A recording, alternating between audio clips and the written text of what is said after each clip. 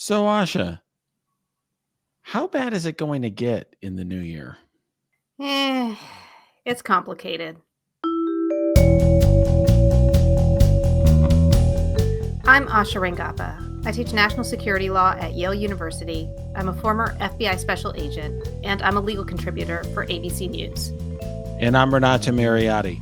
I'm a former federal prosecutor, a practicing lawyer, and a legal analyst. And we're here to help you understand topics that can't be boiled down into a soundbite or a skeet.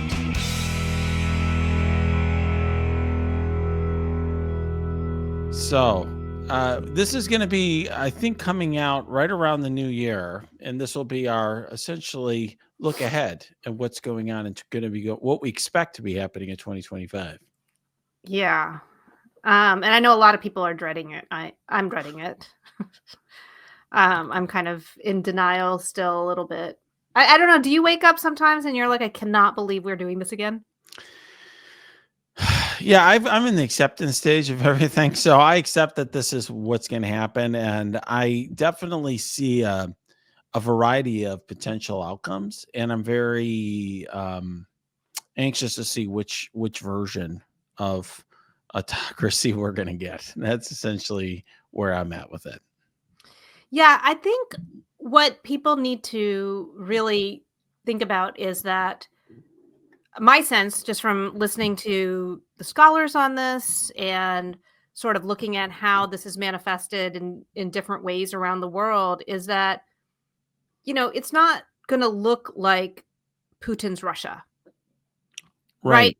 And so I think what that means is, fortunately, I think, and hopefully these are not famous last words, it's not going to be black vans, showing up in the middle of the night and abducting people in the middle of the night and they disappear, or journalists getting shot on the street or things like that. The kinds of stuff, the thuggish kind of behavior that, Putin and other kind of really vicious autocrats do. But I think precisely for that reason, it can be very easy for people to believe that it's not that bad and nothing's happening, because things look sort of normal. Yeah, and that actually is going to be part of the point. I mean, the legitimacy of certain institutions, comes in part from certain symbols and language that's been used over the years that has sort of an unconscious credibility to us. And I think those symbols, those institutions, can be appropriated or Co-opted. misappropriated, Mhm, co-opted. That's the mhm, right word, mhm. co-opted for an a nefarious end. And I think, you were talking about scholars, and we can get into some of the names specifically later of people who we've been paying attention to. But one thing that has really stuck out to me is the examples of nations like Hungary and Poland. And looking to example like Hungary, for example, a nation that you had a right-wing populist who emerged there, and seeing how that country has sort of slid into an autocracy, I think is very instructive, because I think it's a better parallel than looking at something like you said, Vladimir Putin's Russia as an example. Yes. So what are the main things that stood out to you or stand out to you? Well, I do think it's sort of the cowering of institutions that at one time provided a balance, a check or a balance, right, to the power of an autocrat. So, one I think real focus that I'm looking for in 2025 is, how does the judiciary respond? I mean, ostensibly in the United States, the judiciary is a bulwark against any kind of tyranny that you could have. These are people who have life appointments, who have, ostensibly no incentive to do anything other than do whatever they think is right. And any threat of their independence should be met with a very aggressive counterpush by them, because that's where they get all their power, is their independence and the moral authority they have. But it's fair to say a lot of judges see a value in currying favor with Trump. And obviously, we've spent a lot of time in the podcast talking about judges like Aileen Cannon. I mean, what happens if she's nominated for the Supreme Court, for example, right? What sort of incentives are there going to be for judges to try to fall into line and push an agenda that ultimately kind of carries an imprimatur of the law and essentially uses the law as a way of carrying forward an agenda that is contrary to what we've understood the American Constitution to be about.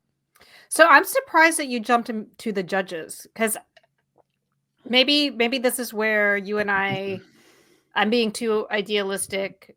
I feel like despite Aileen Cannon and some of these yahoos in Texas or whatever, I feel like judges have to be kind of almost the last line of defense against some of what we're going to see. Last week, I and George and Norm talked about the weaponization of libel laws, which is also from the autocracy playbook in these countries that you just mentioned, that they felt aren't going to go anywhere because not that they can't cause a lot of trauma and harassment by the time they get into court, but when they get into court, they're not going to be meritorious enough to withstand it. So I don't know. Maybe we can come back to that. But I think what you're also, talking about right now, speaking of scholars, one of my colleagues and friends, Jason Stanley, who has written a book called How Fascism Works. I highly recommend it. It's a really easy read, but he basically has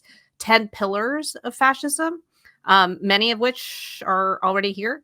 But number 2 is propaganda. And what he says is the language of democratic ideals takes on corrupted opposite meanings. Corrupt politicians run anti-corruption campaigns. Freedom of speech claims are used to suppress speech. And so, I think this is kind of hitting on what you're saying, is that the institution gets co-opted and then used for precisely the opposite of what it's supposed to be used for. In your case, when you're talking about judges, to undermine the rule of law as opposed to upholding it. Right. I didn't mean to suggest that that's like the first domino to fall, but when you were talking to me, we were talking about these scholars and what really struck me about them. Yeah. And what struck me about them is like, how did the independent judiciary of Hungary not fail to prevent that slide into fascism? And to me, that's the sort of thing when I'm thinking to myself, institutions that we have that actually could provide some counterweight, that would be it. I agree. I think that what you just said is already here. We already have words being, essentially it's almost like a 1984 where we have people, talking about freedom and patriotism and all of these things. And it means something very different, I think, than what you and I have always understood those terms to mean.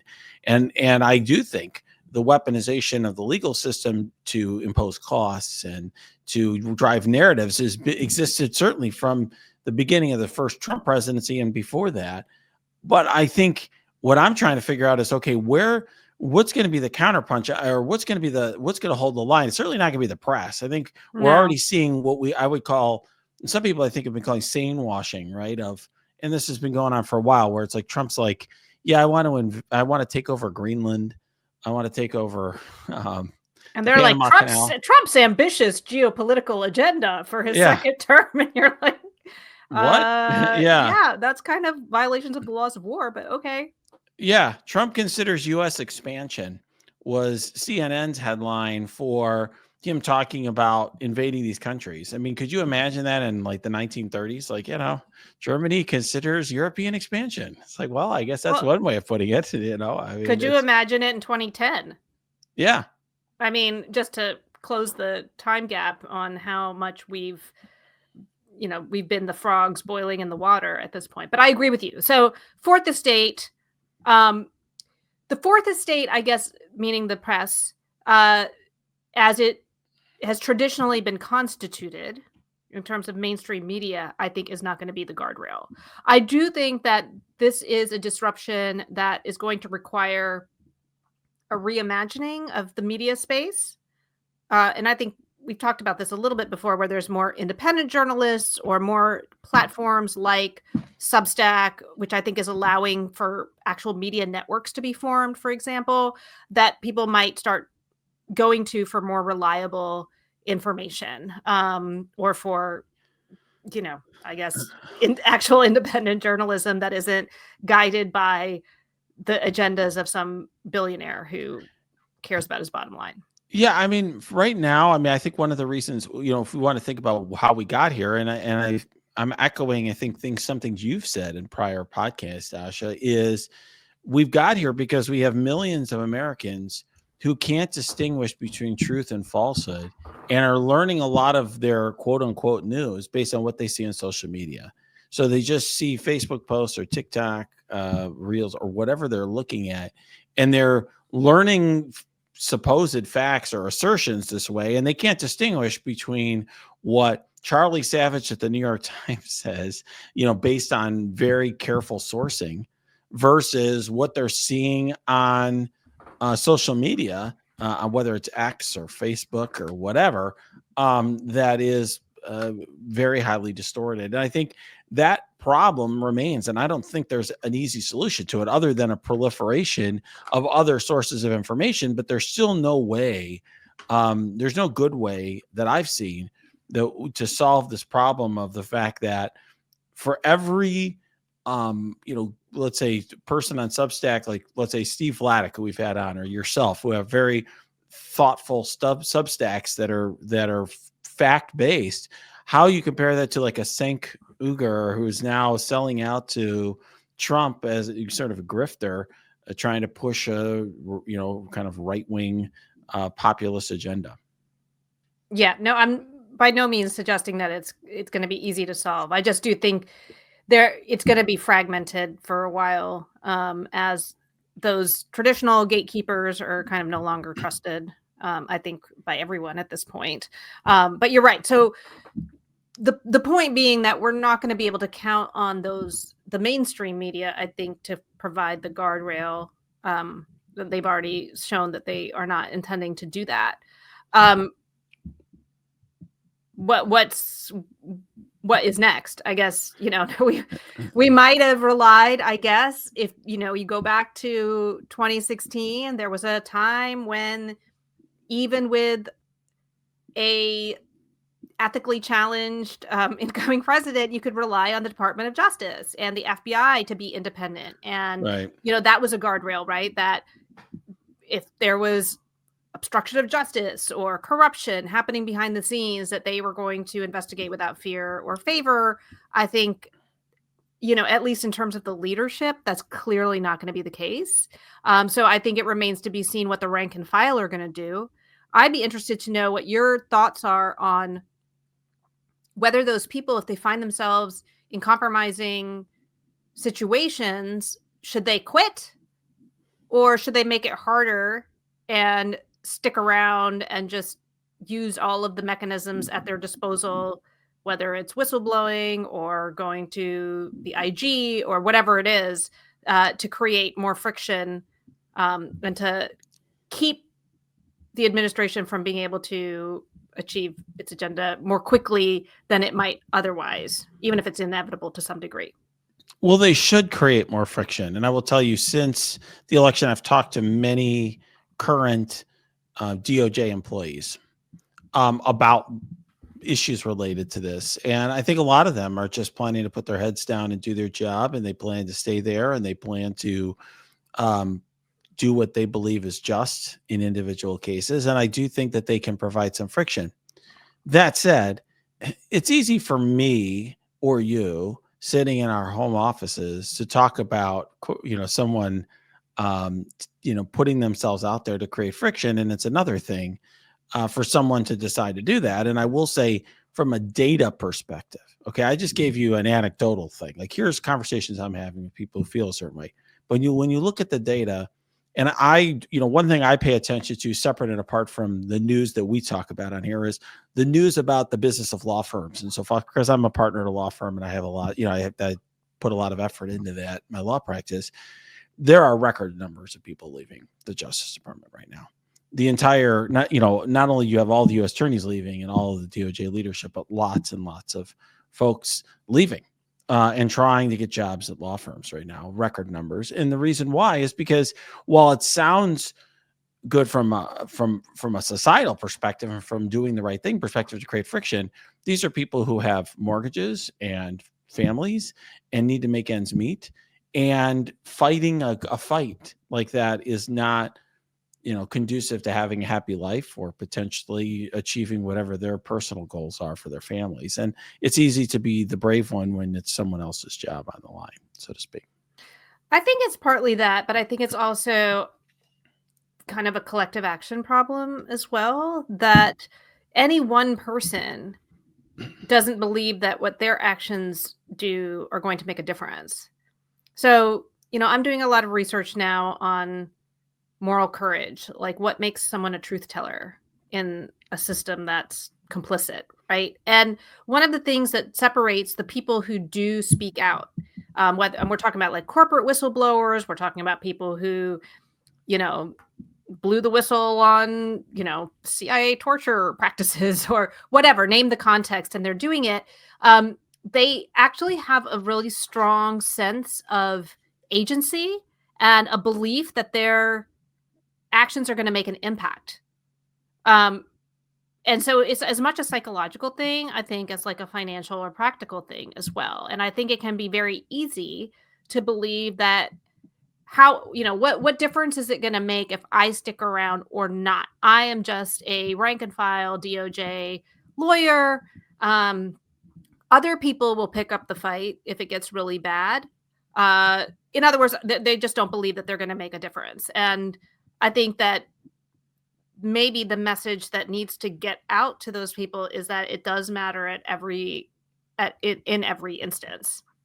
I agree that it does, and I think that the DOJ is particularly well positioned to have those individuals there. In other words, a lot of people who are line prosecutors, let's just say at the Justice Department, they believe of them, they think of themselves as white knights, so to speak. Yeah, They think of themselves as people who are doing the right thing. They think of themselves as people who are serving an interest that is much greater than themselves. And they're hard to dislodge. They're also very savvy about the legal system, and they're used to enjoying a lot of protection over their actions. Like a lot of what they do is effectively immune from legal liability and are very close to it, close enough. And so can be very strident about doing the right thing. So I do think we're going to see that. But I'll note, Asha, that we saw a lot during Trump's first term. We saw a lot of brave action from mhm, DOJ folks, not just line folks like who actually resigned, for example, in the Michael Flynn case, but people who are higher than that in the Southern District of New York, for example, resisting pressure from Barr and others at the head of the Justice Department who are trying to pressure the Southern District to have certain prosecutions. And nonetheless, do you know the names of those people? Are we, how much were they able to move the needle? I mean, it's interesting, and I've said before, I do think a total failing of the Biden administration is a failure to really look back and re-examine what they 100%. did. And just to underscore, how far we've fallen at the end, the people who were actually doing the standing up were Bill Barr and, Steve Engel, the people who threatened to resign en masse if Trump followed through on, you know, trying to investigate false claims of voter fraud, et cetera, et cetera. Like we've hit rock bottom. We Yeah, have hit rock bottom when Bill Barr when was Barr's your moral compass. Yeah, no kidding. so um so yeah, I think you're right. I'm not sure that we're disagreeing really. But hopefully some people will stay around, make it harder because to go to another scholar whose work I respect a lot and I've learned so much from, Ruth Ben-Ghiat, who's another colleague of ours, who's written the book Strong Men from Mussolini to the Present. Very readable, highly recommend it.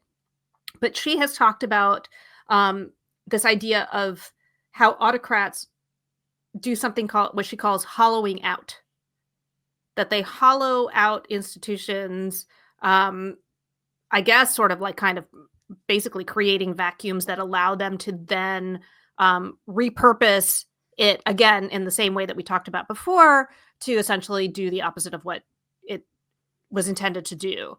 And that's kind of why the friction is important, because the longer people stay around, the longer it's going to take to hollow out that institution.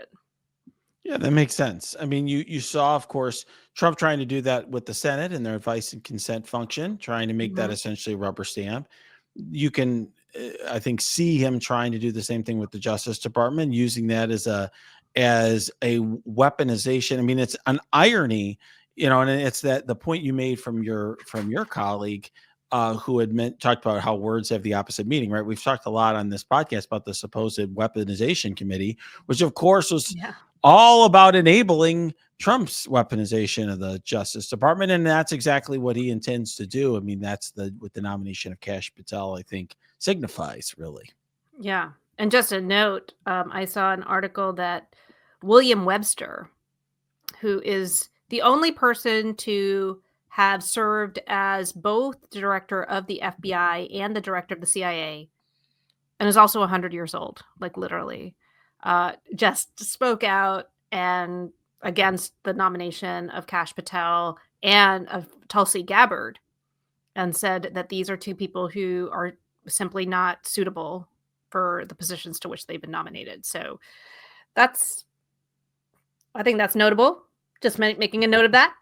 It is. And I think we'll really see in the days ahead whether the United States Senate has backbone, whether Thune and the Republican senators are going to stand up to some of these nominees. I mean, it's notable, I think, that Mitch McConnell has got RFK stuck in his craw because he really does not like the vaccine piece of things. But some of the others, like you just mentioned, will they stand up or will they end up rubber stamping those nominees?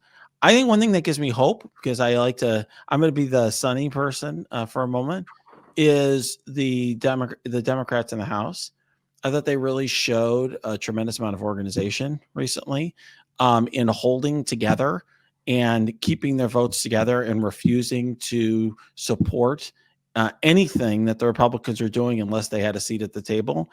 Given the razor thin margin that there is in the House, and given the disorganization and the various splinters within the Republican caucus, I think they have an opportunity to prevent a lot of injustice, at least on the legislative front.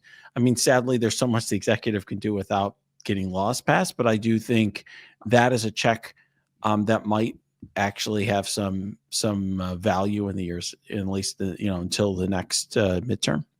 Yeah, and I would hope that there are some Republicans who are at least, kind of savvy about national security and intelligence, people who've served on the, intelligence committees or armed services committees, about the actual danger to the country, to them, to ordinary people, if you get the wrong kind of people specifically in the positions to head intelligence agencies, including the FBI, which monitors counterintelligence, and the DNI.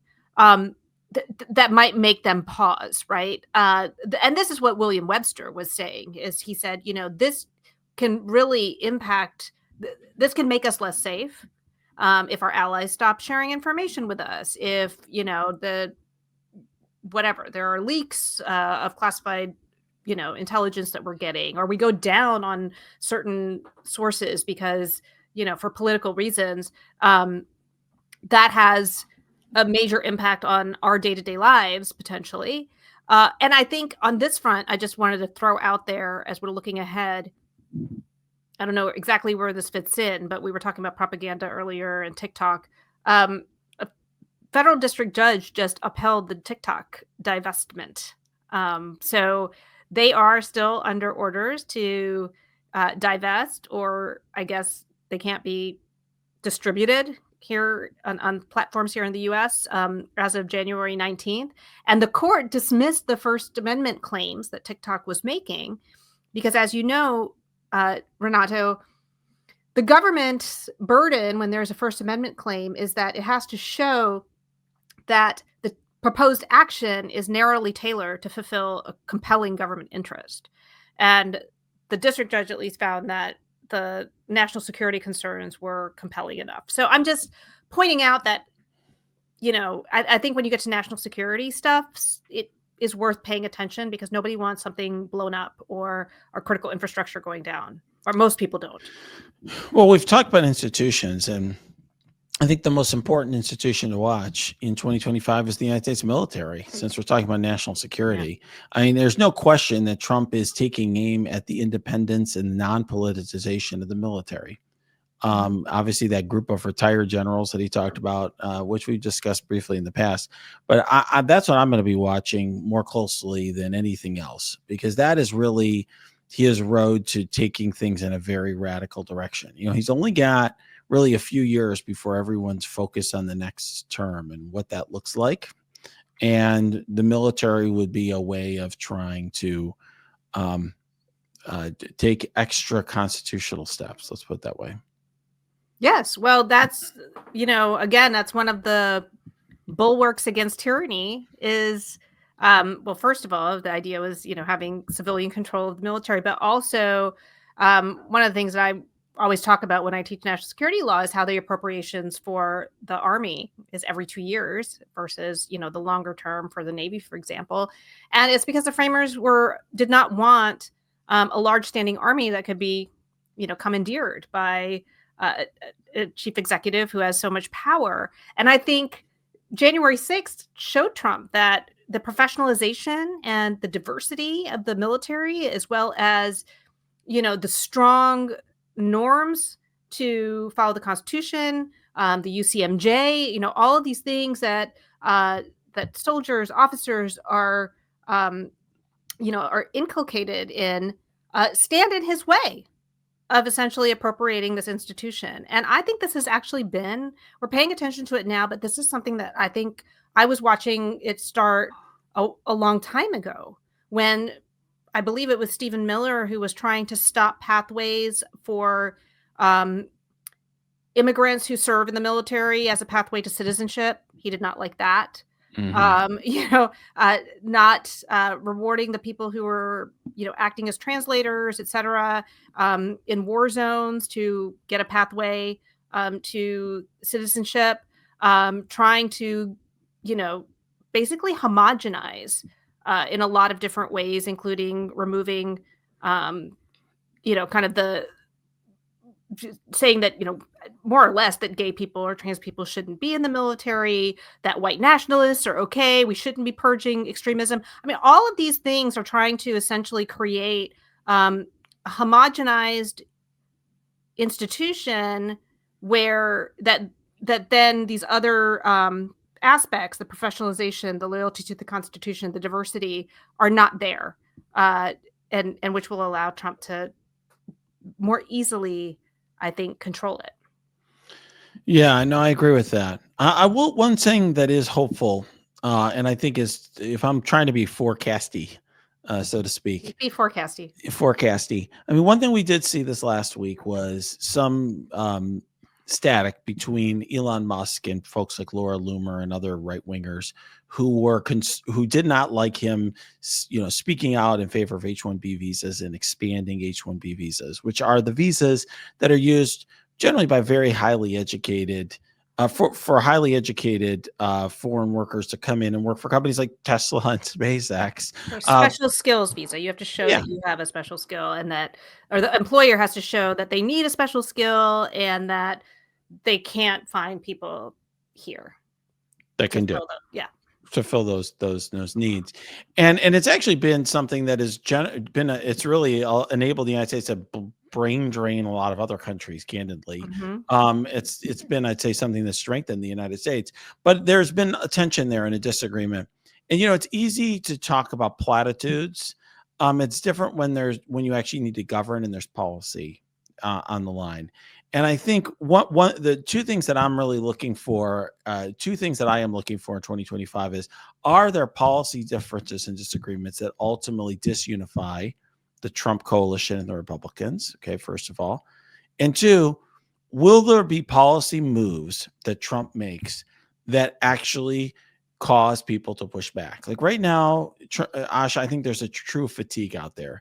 And it's like people feel like we've tried everything and we lost. We've given everything we can and the country has chosen Trump again. But, when he puts children in cages, will that change, right? I mean, when that happened, when he separated children from his parents, right, there was a national reaction to that. Will there be policy moves that Trump makes that spur an intense reaction? We just don't know yet. Yeah, we don't know. And I think in terms of the internal fighting, I mean, I do think that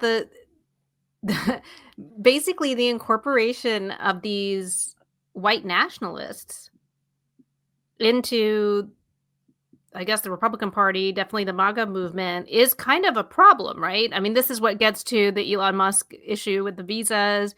I mean, I was seeing I went back on Twitter just to kind of lurk a little bit, and it was interesting. Somebody had posted, JD Vance had retweeted somebody, so I guess some white nationalist person who had said something about the price of eggs or something like that, and he was boosting this person, and then that same person turned around and said, there's just too many Indians in this country, they all need to go. And Wow. of course, JD Vance's wife is Indian. Indian American, and Yeah. so there is at some point going to be some collision course of the people that are in power. I mean, Asha Vance will be the second lady, but Vivek Ramaswamy is there working with Elon Musk. I believe there are other Indians and Asians that Trump has floated for people. I mean, Kash Patel, obviously, as the head of the FBI. I have to wonder at what point the white nationalists, and this is where like the Laura Loomer types come in, and the Ann Coulters and stuff are gonna, raise a fuss, and then what's gonna happen then?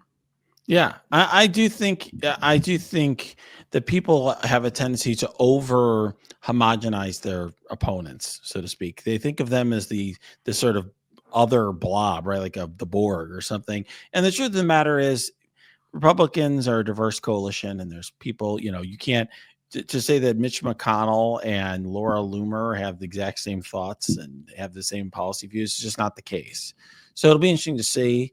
But that's if I'm looking for something to happen in 2025. I mean, that is really between the House Democrats making the Republicans, forcing them to hang together 100% in order to get anything done, and the Republicans actually having true disagreements because they're not identical people. I think that is a possibility for preservation of our values as much as possible in the next year or two. Yeah, I agree. And it's actually taking a page from the Republican playbook. I think they've always been very successful at sticking together no matter what. That's always been, the strength that I think we've seen that eroded in a weird way. And I think that's something that Democrats can capitalize on, because it's going to be a mess. For sure. So, Asha, before we go, I literally just got back from the barber. I have totally changed my beard at my wife's request. What do you even notice a difference, or do like guys when they have facial hair, it's just always the same, no matter what? I would not have noticed the difference until you asked me. Okay. I can tell that it's well groomed. Okay. Um, It's much shorter. It's a little less Grizzly Adams looking. And can we just pause for a second? Because, you know that I am now back out in the dating world. Whoa. Gentlemen of the world, watch out. Yeah. And here's the thing. I need to be honest. I don't love facial hair. I don't love facial hair. And this whole Grizzly Adams look that like everybody is doing now does not do it for me. It's interesting. So I'll tell you, I never liked facial hair. I did not have facial hair for the first 40 something years of my life, 44, 45 years of my life. I started during the pandemic not shaving every day. And my wife really liked it. she was not my wife at the time, I think, or I don't remember. Yeah, we were dating at the time. Maybe this was 4 or 5 years ago, and she really encouraged me to grow it out. What I noticed, I will tell you, Asha, is it dramatically changed how people. It definitely changed how people perceived me. I have a baby face, and if I don't have a beard, I look 10 years younger than my age. Like I'm 48, I look like I'm in my 30s. But I definitely look a lot older with the beard and the white hair and the beard. 100%. And this is my problem with it. Interesting. For I'm like, as a lawyer, it helps because everybody looks clients so like it. old. I'm like, why do you do that to yourself? You look old. But it helps. I mean, it definitely gives me a gravitas that helps in the courtroom and with clients and stuff like that. Yeah, I get that. I don't think it would help you on Bumble. That's interesting. Probably not. I've noticed that I get a lot less attention, but my wife likes it. So yeah.